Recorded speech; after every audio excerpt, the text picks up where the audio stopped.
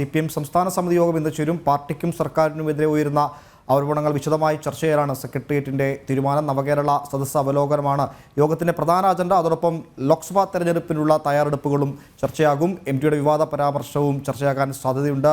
അഖിൽ, എന്തൊക്കെയാണ് ഇന്നത്തെ CPM സംസ്ഥാന സമിതി യോഗത്തിൽ ചർച്ചയാകും? തുടക്കത്തിൽ പറഞ്ഞ പോലെ നവകേരള സദസ്സുമായി ഉണ്ടാകുന്ന വിവാദങ്ങൾ, പാർട്ടിക്കെതിരെ ഉയരുന്ന ആരോപണങ്ങളൊപ്പം MD തുറത്തുവിട്ട വലിയൊരു അമ്പ്, ഇതൊക്കെ ഇന്ന് ചർച്ചയാകുമോ? അതോ വട്ടം കൂടിയിരുന്ന് കഥ പറഞ്ഞ് പിരിയുകയാണോ സാധ്യത?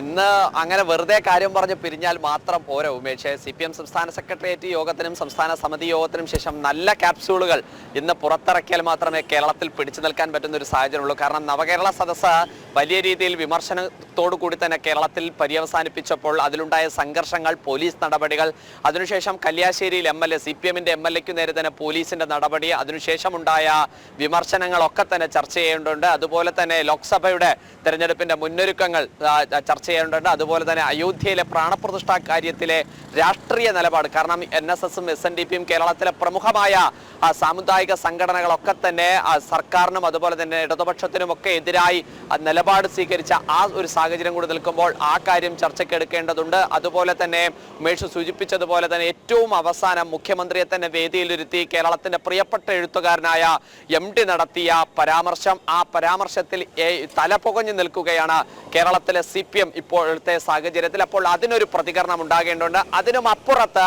ഏറ്റവും രാവിലെ വന്നിട്ടുള്ള വലിയ സുപ്രധാനമായ വാർത്തയായ മുഖ്യമന്ത്രിയുടെ മകൾക്ക് നേരെയുള്ള കേന്ദ്ര അന്വേഷണം, അതിൽ ഇന്ന് സംസ്ഥാന സമിതി യോഗത്തിലേക്ക് ഞാൻ നിൽക്കുന്ന ഈ AK സെന്ററിന്റെ കവാടം കടന്നു വരുന്ന മുഴുവൻ CPMന്റെ നേതാക്കളും മറുപടി പറയേണ്ടി വരും. അതിൽ ഇന്ന് ഏറ്റവും ആദ്യം ഇതിലൊക്കെ ക്യാപ്സൂളുമായി ഇറങ്ങുന്ന AK ബാലൻ സഖാവ് ആയിരിക്കണം ആദ്യം ഇതിനൊരു മറുപടി ഉണ്ടാവുക.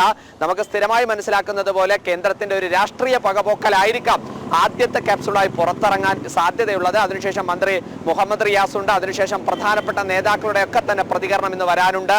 അങ്ങനെ CPMനെ സംബന്ധിച്ചിടത്തോളം CPMന്റെ സംസ്ഥാന സമിതി യോഗം ഇന്ന് ചേരുമ്പോൾ വലിയ രാഷ്ട്രീയ പ്രാധാന്യമുള്ള വലിയ രാഷ്ട്രീയ ചോദ്യങ്ങൾക്ക് ഉത്തരം പറയേണ്ട ഒരു സാഹചര്യം നിലവിലത്തെ സാഹചര്യത്തിൽ CPMനെ സംബന്ധിച്ചിടത്തോളം ഉണ്ട്. കാരണം സർക്കാരിനെ സംബന്ധിച്ചിടത്തോളം 25-ാം തീയതി നിയമസഭാ സമ്മേളനം ആരംഭിക്കുകയാണ്. നിയമസഭാ സമ്മേളനത്തിൽ ഗവർണറുടെ നയപ്രഖ്യാപനത്തോടു കൂടി മാത്രമേ ആ നിയമസഭാ സമ്മേളനം ആരംഭിക്കാൻ സാധിക്കുകയുള്ളൂ. കാരണം പുതിയ വർഷത്തിലെ നിയമസഭാ സമ്മേളനം ഗവർണറുടെ നയപ്രഖ്യാപനത്തോടു കൂടിയാണ് അത് ആരംഭിക്കേണ്ടത്. അപ്പോൾ നിലവിലത്തെ ഒരു സാഹചര്യം അനുസരിച്ച് നയപ്രഖ്യാപനം നടത്തുമ്പോൾ ഗവർണർ ഏതു നിലയിലുള്ള നിലപാടായിരിക്കും സ്വീകരിക്കുക എന്നുള്ളതും അതിനെ ഏത് തരത്തിലായിരിക്കണം പ്രതിരോധിക്കാൻ CPM തയ്യാറാകേണ്ടതും എന്നതൊക്കെ ഇന്നത്തെ CPM സംസ്ഥാന സമിതി യോഗത്തിൽ ചർച്ച ചെയ്യേണ്ടതുണ്ട്.